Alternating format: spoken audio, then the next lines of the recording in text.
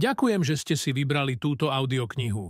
Ak sa vám bude páčiť, dajte jej prosím like a zároveň môžete vyjadriť vašu podporu prihlásením sa na odber môjho kanála.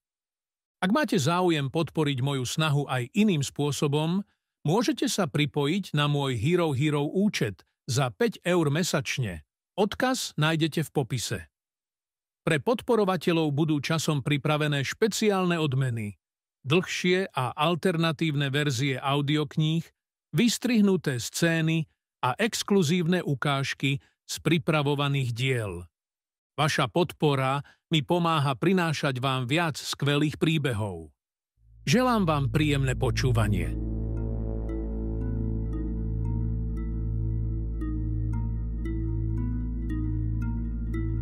Produkcia Martin Weber uvádza audioknihu Nirrut. Napísal Martin Weber.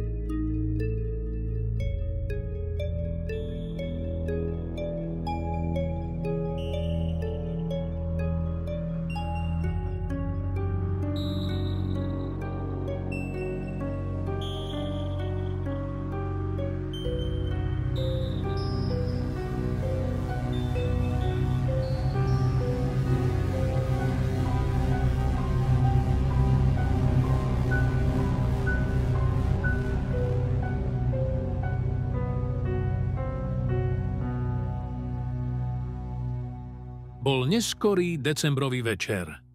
Bočnými, slabo osvetlenými ulicami mesta Prahrad sa niesol zvuk motora obstarožného autobusu. Nočný spoj, ktorý spájal mestskú halu s novou vilovou štvrťou pod stratenými vinohradmi, sa v najvzdialenejšej časti svojej trasy dostával až povážlivo blízko k zatopeným uliciam starého mesta. Tradovalo sa, že prvé rodiny tejto uzavretej komunity sa prisťahovali už niekedy v 12. storočí. Niektorí verili, že najstaršie domy, postavené na bahnitom podloží, tu stáli už pred našim letopočtom. Prvé dochované písomné záznamy pochádzajú až z polovice 16. storočia, keď už bol Prahrad aj so svojím starým mestom, významnou metropolou. Kým väčšina mesta sa rozkladala na južnej, úrodnej, slnkom zaliatej strane bielých vrchov, staré mesto sa ako jediné krčilo na ich pochmúrnych severných úpetiach. V jeho blízkosti tiekla ponurá rieka, ktorej voda bola kvôli vysokému obsahu ortuti a olova nepitná. Okolie bolo obklopené pôdou, z ktorej rástli deformované, nejedlé plodiny a lesmi, ktoré aj počas leta zostávali skoro úplne holé. Zaujímavým paradoxom bolo, že aj napriek tomu v tejto časti mesta žili najbohatší a najvplyvnejší obyvatelia Prahradu.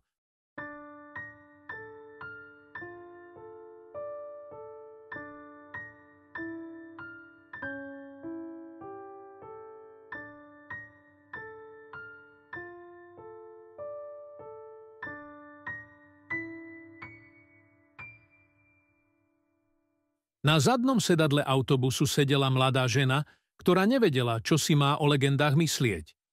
Jej otec, dnes nevyliečiteľný alkoholik, tam dlhé roky pracoval a nikdy nezažil nič nezvyčajné. A predsa sa jej pri jazde zimnou nocou okolo tých tmavých a zapáchajúcich ulíc zmocňoval zvláštny, nejasný pocit strachu. Kúrenie v autobuse nefungovalo. Zimomriavky jej prebehli po tele a tak sa zababušila do hrubej bundy. Oprela si hlavu o špinavé sklo a zavrela oči. Unavené telo pomaly zaspávalo. Hlava sa jej jemne knísala zo strany na stranu. Slabé svetlo z pouličných lámp nepatrne prenikalo dovnútra, zatiaľ čo hustá hmla obklopovala cestu. Aj keď boli vianočné oslavy v Prahrade veľkolepé, v tejto časti mesta bolo verejnej výzdoby málo. Sem tam sa na lampe ocitla svietiaca vločka či stromček, no sviatky ako také tu nemali veľký význam. Starousadlíci slávili svoje vlastné, pohanské sviatosti bez potreby si svoje obydlia zdobiť alebo zútulňovať. Noc plynula pomaly, vzduch sa ochladzoval a z hmly sa začali znášať jemné snehové vločky. Odrazu sa ozvala silná rana. Autobus vrazil do hlbokej jamy a poškodil si prednú nápravu. Mladá žena narazila hlavou do sedadla pred sebou, presne do miesta, kde už jeden monokel mala. Zanadávala a jemne si pritlačila ruku na opúchajúce miesto. Postavila sa, rozhliadajúc sa naokolo. Cestujúcich v autobuse nebolo veľa. Pán v klobúku a prúškovanom saku sa pomaly dvíhal zo zeme, zatiaľ čo mladý pár na opačnej strane vystrašene hľadel von oknom. Staršia dáma upokojovala malého psíka v košíku a dvaja starousadlíci s ich typicky zdeformovanými tvárami sedeli bez pohybu, apaticky hľadiac do hmly. Cez predné otvorené dvere prenikal dovnútra zápach tlejúceho bahna a nešpecifickej hniloby. Vodič autobusu stál vonku a zúfalo sa držal za hlavu. Toto miesto bolo predtým bez jamy, pomyslel si. Niekto ju musel vykopať a šikovne zamaskovať. Vedel, že takéto vysvetlenie nebude pre jeho nadriadeného dostatočné. Doma mal 3 malé deti a chorú manželku. Sám bol už 2-krát súdne trestaný a hľadanie lepšej práce bolo pre neho takmer nemožné. Zrazu sa vedľa vodiča ozval hlboký mužský hlas. Je to zlé? Vodič prekvapene otočil hlavu a prikývol. Autobus je nepojazdný, odpovedal stále hľadiac na poškodený stroj. Dobré, odpovedal hlas a nocou sa zaleskol kov. Vodič pocítil vlhkosť na hrudi. Pozrel sa dole a videl, ako sa mu na bielej košeli začína zväčšovať veľký červený flak. Zaskočene sa nadýchol. Krv mu naplnila ústa. Tmou sa opäť zaleskol nôž. Oči sa mu rozšírili a s 2 bodnými ranami v hrudi sa zvalil do studeného bahna. Obrovská postava k nemu pristúpila a ťažkou kovovou topánkou mu zatlačila hlavu do blata. Vodič sa ešte párkrát mykol, než ostal nehybne ležať. V autobuse prepukla panika. Starší pán sa snažil otvoriť zadné dvere, aby uvoľnil únikovú cestu, zatiaľ čo staršia dáma začala nekontrolovateľne kričať. Muž z páru plakal a opakoval, že nechce zomrieť. Jedine mladá žena na konci autobusu stála bez pohybu. Svaly vo svalnatých nohách sa jej triasli. S privretými očami sledovala muža vonku a snažila sa rýchlo, ale pokojne premýšľať. Nemohla vylúčiť, že útočníkov bolo viac. Keď sa temná postava po chvíli dostala dovnútra, zbraň v jej ruke mierila priamo na ňu. Útočník neváhal, ale mladá žena bola rýchlejšia. Skrčila sa a vrhla sa vpred. Z pištolky vystrelili 2 projektily s pripevnenými drôtmi, ktoré ju len tesne minuli. Strely zasiahli staršieho muža za ňou, ktorý sa s bolestivým výkrikom zrútil na zem. Paralizér ho okamžite vyradil z boja. Nemala čas váhať. Celou silou narazila do útočníka a zrazila ho o krok späť. Pri náraze mu vypadol nôž z ruky. Rýchlo sa odtiahla a reflexívne ho zasypala sériou krátkych, ale presných úderov do brady. Otrasený muž sa zatackal. Snažil sa bezhlavo brániť mávaním rúk, no útok bol rýchly a nekompromisný. Po poslednom tvrdom údere a silnom kopanci, ktorý ho doslova vyrazil von z autobusu, dopadol do bahna so zdeseným výrazom na tvári. Na okamih zavládlo ticho, prerušované len ťažkým dychom a tlmeným stonaním zranených cestujúcich. Ona sa rýchlo obzrela okolo. Vystrašené pohľady pasažierov boli upreté na ňu, ako by nemohli uveriť tomu, čo sa práve stalo. Zvonku však počula pohyb. Muž vonku sa začínal pomaly dvíhať. Vedela, že nemá veľa času a nemohla si dovoliť čakať. Rozbehla sa k otvoreným dverám a vyskočila von. Vedela, že boj ešte neskončil. Skôr než sa útočník úplne pozviechal, bola pripravená znovu zaútočiť. Sústredila všetky sily na ďalšie kopance a údery, no z hmly zrazu vybehla ďalšia postava, ktorá ju nečakane zrazila k zemi. Náraz jej vyrazil dých. Telo sa jej zaborilo do vlhkého bahna. Zrazu nič nevidela, nič necítila, len studené bahno v ústach a tlak v hrudi. Cítila, ako ju niečia ruka schmatla za členok. V panike reflexívne kopla smerom, kde tušila, že je útočníková hlava. Trafila svoj cieľ. Peta zasiahla niečiu tvár. Ozval sa bolestivý výkrik, no stisk bol stále pevný. Snažila sa znovu brániť. So špinavými, bahnom pokrytými rukami sa snažila nájsť ďalšie slabé miesto útočníka. Znova a znova sa pokúšala kopnúť, udrieť, až kým nenarazila na predné zuby útočníka. Zrazu stisk povolil a ona mala opäť šancu vstať. Rýchlo nahmatala malý vyskakovací nôž, ktorý mala vo vrecku. Čepel sa s rýchlosťou blesku vysunula a v sekunde sa zaborila do ruky útočníka, ktorý zasičal od bolesti a konečne ju pustil. Nohy sa jej šmýkali, telo bolo unavené, no strach ju nútil pokračovať. Z autobusu na ňu stále hľadeli vystrašení cestujúci, ktorým jej rýchle reflexy a neúnavné údery pripomínali skôr zjavenie než obyčajnú ženu.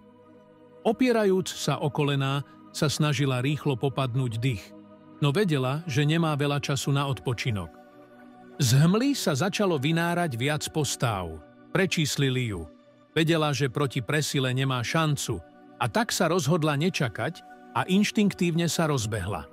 Ticho noci prerušovalo len špliechanie jej krokov, keď sa rozplynula v hustnúcej hmle.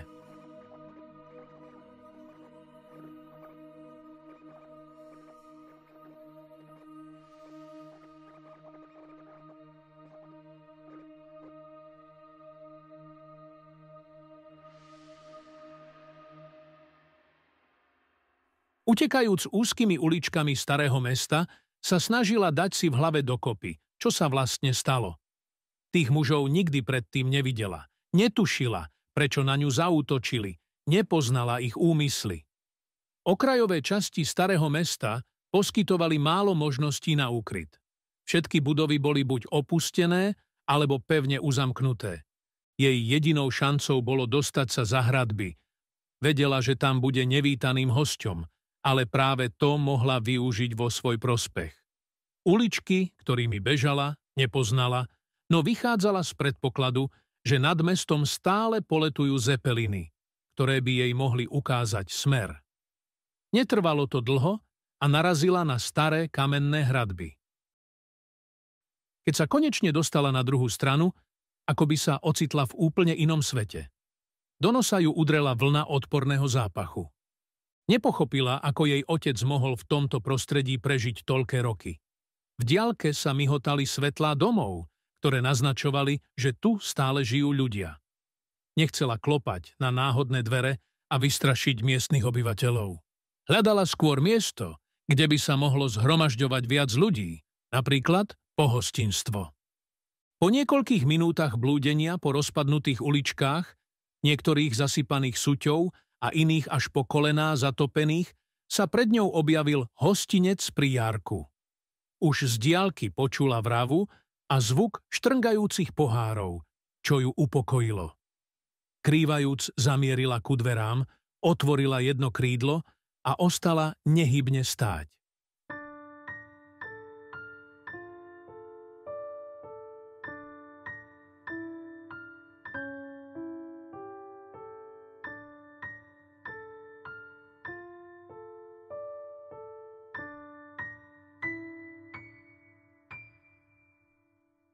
V miestnosti zrazu nastalo ticho. Zdeformované tváre sa otočili jej smerom. Šepot prebehol po celej miestnosti, no nakoniec sa vrava opatrne obnovila. S úľavou vstúpila dovnútra a zavrela za sebou dvere. Môžem si zavolať? Spýtala sa barmana a ukázala mu svoj rozbitý mobil. Muž za barom sa na ňu pozrel chladným, nezaujatým pohľadom. Tu nemáte čo hľadať, odvetil bez záujmu, no pozornosti mu neušlo, že bola špinavá a na tvári jej zaschínala krv. Naučil sa neklásť príliš veľa otázok, najmä po tom, čo jeho vlastnú tvár poznačila veľká, škaredá jazva. Neprišla som sem dobrovoľne a nechcem robiť problémy, odpovedala rýchlo. Barman si povzdychol, siahol pod pult a vytiahol obstarožné telefónne zariadenie, ktoré vyzeralo ako z iného sveta. priamo z detektívnych filmov 40. rokov 20. storočia. Zdvihol slúchadlo a obrátil sa k nej. Jediné, čo pre vás môžem urobiť, je zavolať bezpečnostné zložky, zašepkal, keď sa na druhom konci linky ozvala spojovateľka. Rozhliadol sa po miestnosti, pričom vedel, že niektorí zo štamgastov by mohli byť viac než zvedaví, kam telefonuje. Zatiaľ, čo čakal na odpoveď, ona sa chrbtom oprela o bar a rozhliadla sa po miestnosti. Interiér hostinca bol starý, drevený nábytok ošúchaný, ale celkovo pôsobil útulne. Masívne schodisko viedlo na poschodie a tlmené svetlá dodávali miestu domácku atmosféru. Barman prerušil jej myšlienky. Vyšlú hliadku, ale môže to trvať celé hodiny. Zamračene pokračoval. Musel som ich presviečať, aby vôbec prišli. Dnes na zákony nedbáme tak prísne ako kedysi. Ukázal na stôl v rohu, kde sedelo 6 robotníkov, ktorí zjavne nepatrili k miestnym. Vidíte ten veľký stôl? Ešte pred 10 rokmi by som nedovolil, aby tu po zatvorení brán pil hocikto zvonka. Ale časy sa menia. Dnes, ak zostanú sedieť na svojich zadkoch a míňajú svoje zarobené peniaze, všetko je v poriadku. Skončil barman a pozrel sa jej priamo do očí. Na chvíľu uvažovala, či mu má povedať, čo sa jej stalo. No niečo jej našepkávalo, že by to nebolo múdre. Pokrútila hlavou a rozhodla sa, že nebude ďalej pokračovať v konverzácii.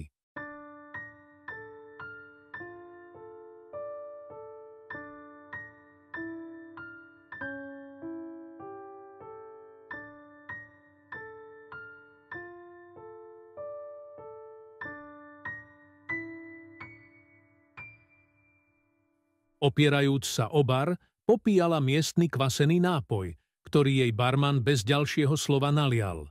Nechcela sa opiť, ale mierna dávka alkoholu jej pomohla trochu zjemniť bolesť a prehlušiť chaos v mysli. Snažila sa pochopiť, prečo bola napadnutá. Mohlo to mať niečo spoločné s kontaktmi jej otca na mafiánske kruhy, ale nebola si istá. Po smrti matky sa ona a brat museli postarať o seba sami. Otec sa nikdy nezmenil, stále sa topil v dlhoch a problémoch. Ona však našla cestu z tohto sveta cez bojové športy. Telocvičňa bola jej únikom, miestom, kde našla disciplínu, silu a uznanie. Vyhrávala zápasy, či už proti ženám alebo mužom, a postupne si vybudovala rešpekt v ringu. Od profesionálneho kontraktu ju delil už len jediný zápas, ale teraz si nebola istá, či sa toho zápasu vôbec dožije. Vzdychla si a pocítila nutkanie ísť na záchod. Kde sú toalety? Opýtala sa barmana. Na poschodí, vľavo na konci chodby, odpovedal. Poďakovala a pomaly, stále krývajúc, sa vydala po masívnom drevenom schodisku hore. Každý krok jej spôsoboval bolesť. Adrenalín už vyprchal a rany na tele jej začali nepekne opúchať. Keď vošla do malej, staromódne zariadenej kúpeľne, zamkla za sebou dvere a na chvíľu si sadla. Hľadela na svoje nohy, posiate modrinami. V ringu boli vždy jej slabinou, ale roky tréningu ju naučili, ako ich správne používať v boji.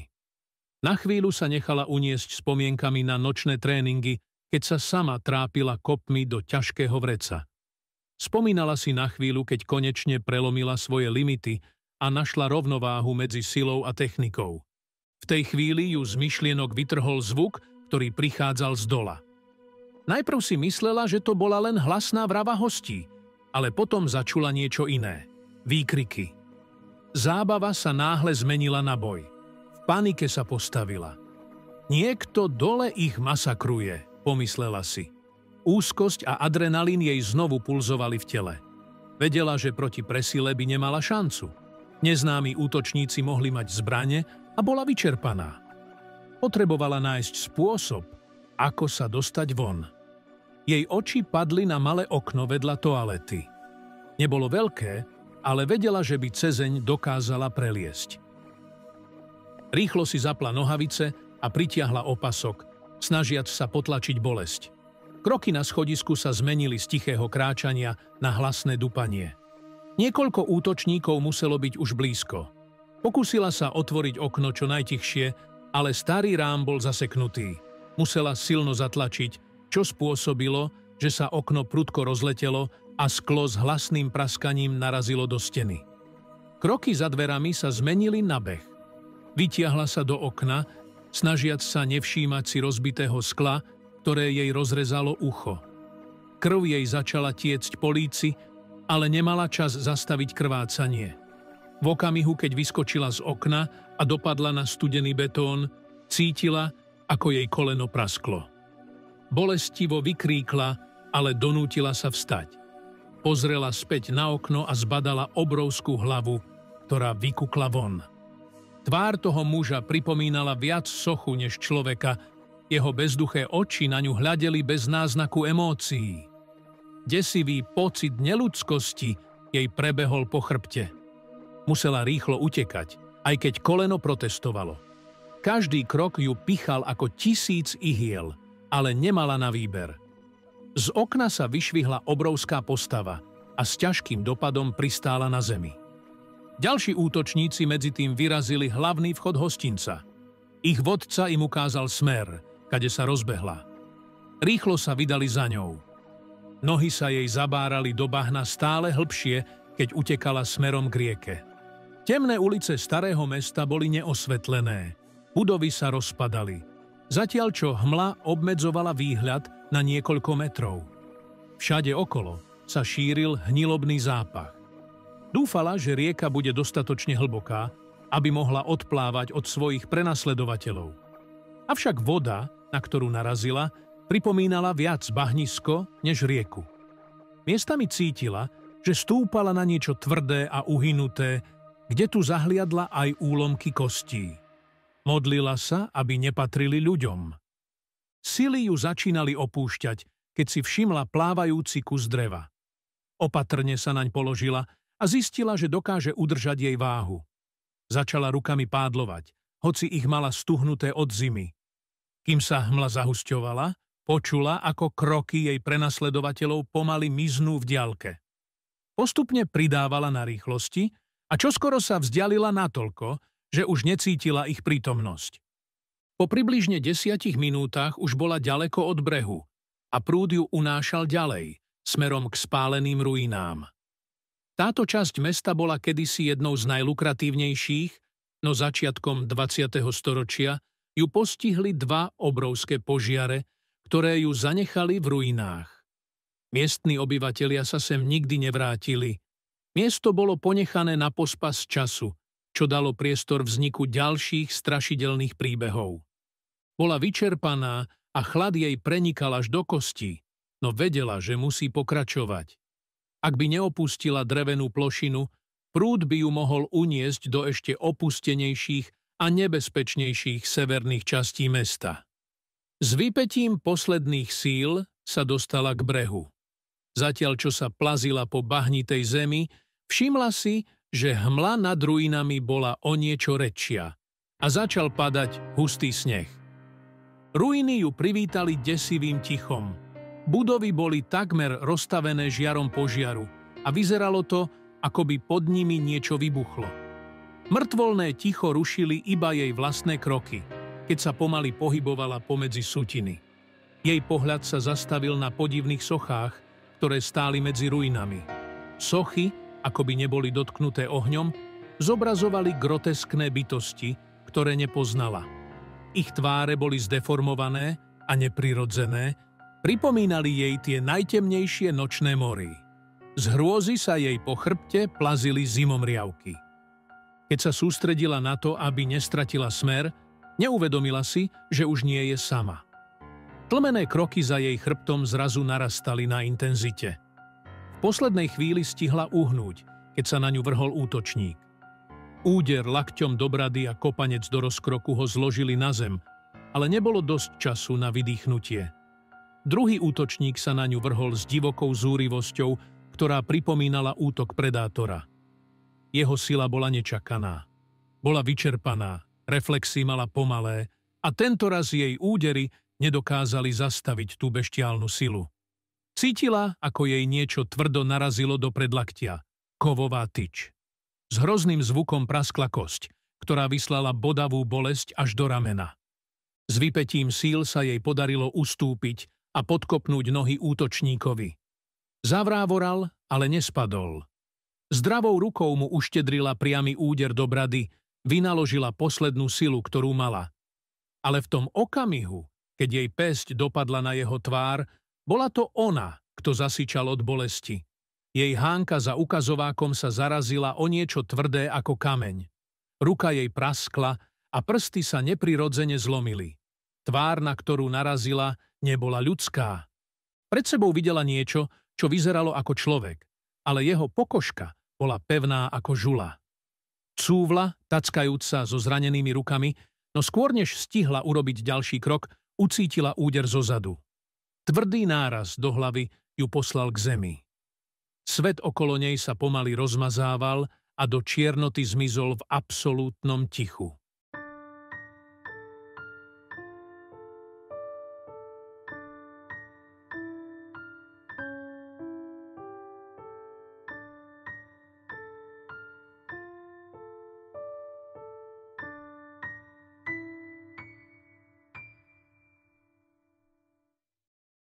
Prebrala sa v hroznom stave.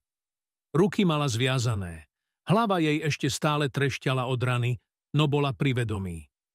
Oči sa jej otvárali a zatvárali, keď sa snažila zaostriť na svet okolo seba.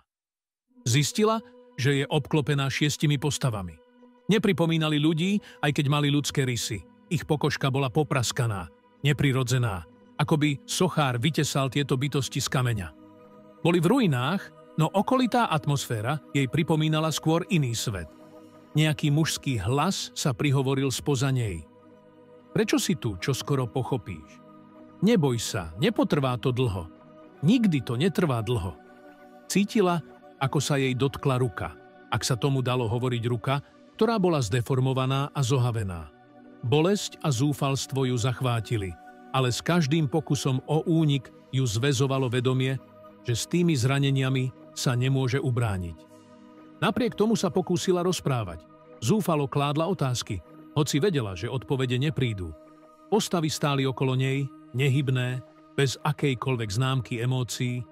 Jej zranené ruky ju boleli tak, že sa jej začínali zatvárať oči. Unavená, zúbožená a zmrznutá, napokon zaspala, hoci sa zo všetkých síl snažila zostať bdelá. Prebudila sa na to, že ju opäť niesli. Zaviazaná a oslabená sa márne snažila bojovať proti svojim únoscom. Bolo to zbytočné, jej telo ju zradilo. Je čas, zašepkal hlas, ktorý teraz znel oveľa bližšie, ako by ju viedol hlbšie do podzemia.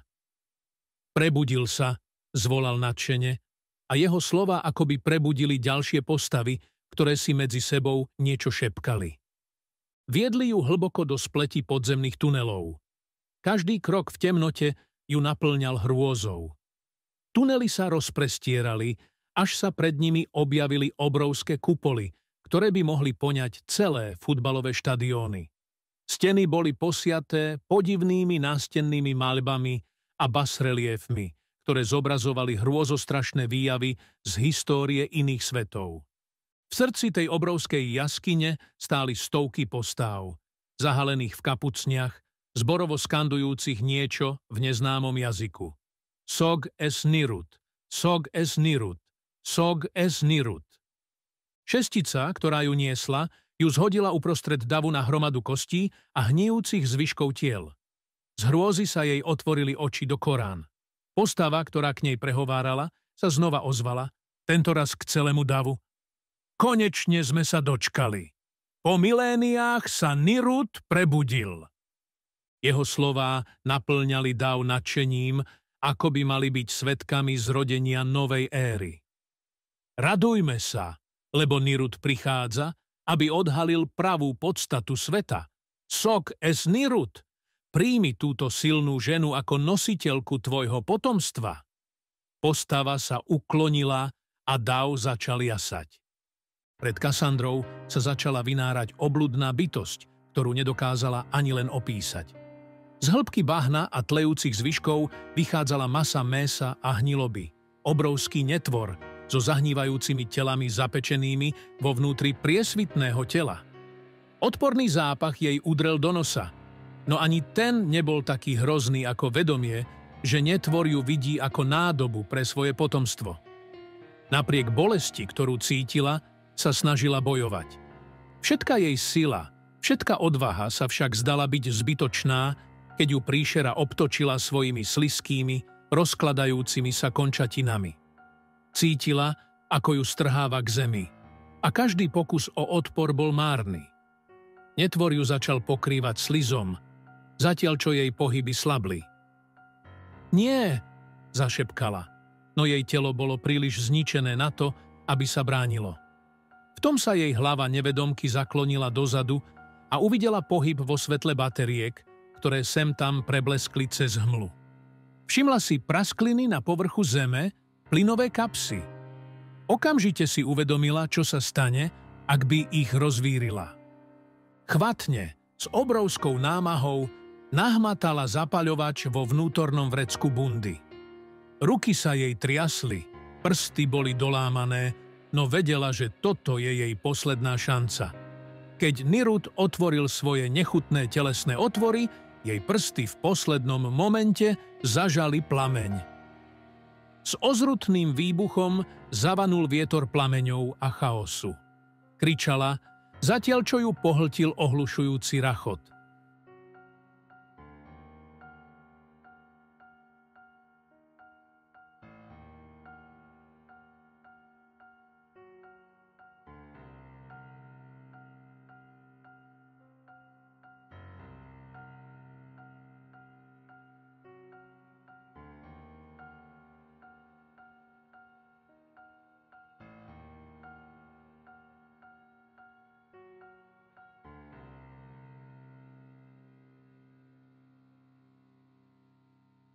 Sedela v nemocničnej izbe, prikrytá dekou, cez slamku popíjala džús. Ruky mala v sadre, celé telo bolestivo pulzovalo, ale bola živá. Na dvere jej izby kto si zaklopal a bez čakania vošiel. Bol to miestny policajný náčelník. Vidím, že sa máte už lepšie, povedal ticho, posúvajúci stoličku k jej posteli. Odvetila neprítomne. Pohľad jej smeroval von. Cez mreže okna policajný náčelník si povzdychol. Svojich ľudí som tam poslal už 3-krát. Nič nenašli. Viete, je mi to ľúto, ale viac pre vás urobiť nemôžem. Pokúšal som sa nájsť čokoľvek, čo by potvrdilo váš príbeh. Ale už teraz ma starostka tlačí, aby som prestal mrhať mestskými zdrojmi na prenasledovanie prízrakov a starých legend. Jej oči ostali prázdno upreté von z okna. Prehovoril znova, snažiac sa k nej preniknúť. Pozrite, ak vám môžem poradiť. Počúvajte svojich lekárov. Možno by bolo dobre priznať si, že by mohli mať pravdu. Otočila hlavu len mierne, aby si ho prezrela, ale nepovedala nič. Náčelník vstal, hľadiac na jej nehybnú tvár. Ja už pôjdem. Ste v dobrých rukách, povedal so súcitom, potom jej jemne prikývol a opustil miestnosť. Hodiny ubiehali, keď sa opierala o nemocničnú posteľ, stále hľadiac do steny. Ako sa vlastne dostala von z tých podzemných tunelov, na to si nepamätala. Posledné, čo si vybavovala, bol ohromný výbuch. A všetko to peklo, ktoré z toho vyplynulo. V tej noci vypukol masívny požiar, ktorý zachvátil aj niekoľko okrajových častí Prahradu. Jej bezvládne telo našli čírou náhodou na pokraji smrti. Keď sa prebrala v nemocnici, jej rozprávanie o všetkom, čo sa stalo, upútalo pozornosť prahradskej polície a novinárov. Niektoré časti jej príbehu súhlasili s tým, čo sa tú noc udialo. Nočný autobus bol skutočne napadnutý bandou zločincov, ktorí pravdepodobne mali vytipovaného jedného z cestujúcich, nesúceho väčšiu hotovosť. A v hostinci pri zatopenom jarku sa skutočne strhla hromadná bitka s tragickými následkami pre mnohých hostí. To však nebolo v týchto častiach starého mesta nijako nezvyčajné. Po spomínaných podzemných tuneloch v spálených ruinách sa však nenašla ani stopa. Lekári tak prišli s vlastným vysvetlením. Podľa nich bola v havárii autobusu vážne zranená, čo pravdepodobne spôsobilo otras mozgu. Všetky desivé udalosti, ktoré nasledovali, boli podľa ich názoru výsledkom halucinácií spôsobených kombináciou zranení, traumy a dymu z nebezpečných výparov, ktoré sa v spálených ruinách stále mohli šíriť. Podľa ich slov mala zvlášť živú ilúziu, čo vysvetľovalo aj sériu požiarov, ktorých bola príčinou. Mesto sa rozhodlo, že proti nej nevznesie obvinenia. Jej skutočné meno sa v médiách nikdy neobjavilo a rovnako tak ani v oficiálnych záznamoch. Potichu ju presunuli do miestneho sanatória a Cassandra pre vonkajší svet prestala existovať. Takže som blázon, zašepkala si sama pre seba. Jej myseľ bola plná pochybností, ale niečo hlboko vnútri jej hovorilo, že to, čo zažila, neboli len halucinácie. Pozrela na flaky na svojej koži, spálené od miesta, kde ju netvor Nirut chytil svojimi sliskými končatinami. Tieto stopy neboli vysvetlené? Ona vedela pravdu. Vedela, že tie tunely skutočne existujú. Splodenci zla tam dole stále ležia, čakajú na ďalších odvážlivcov, ktorí ich budú chcieť prebudiť. Pre nich čas nehrá žiadnu úlohu. Či to bude rok alebo 1000, budú pripravení. Časť nej vedela, že je to pravda, a zároveň si uvedomovala, že práve táto zamrežovaná, zamknutá a neustále strážená psychiatrická izba bola možno najbezpečnejším miestom, kde sa mohla nachádzať. Uvažovala, či sa má vôbec snažiť niekedy odtiaľ dostať von. Možno, že po tom všetkom, čo prežila, bola jediná cesta k prežitiu zostať tu, vnútri, kde ju vonkajší svet nemohol ohroziť. V tomto väzení sa cítila bezpečne, aspoň dočasne. Ale hlboko vo vnútri vedela, že pred tým, čo tam dole ležalo, sa navždy utiecť nedá. Vyrobila produkcia Martin Weber 2024.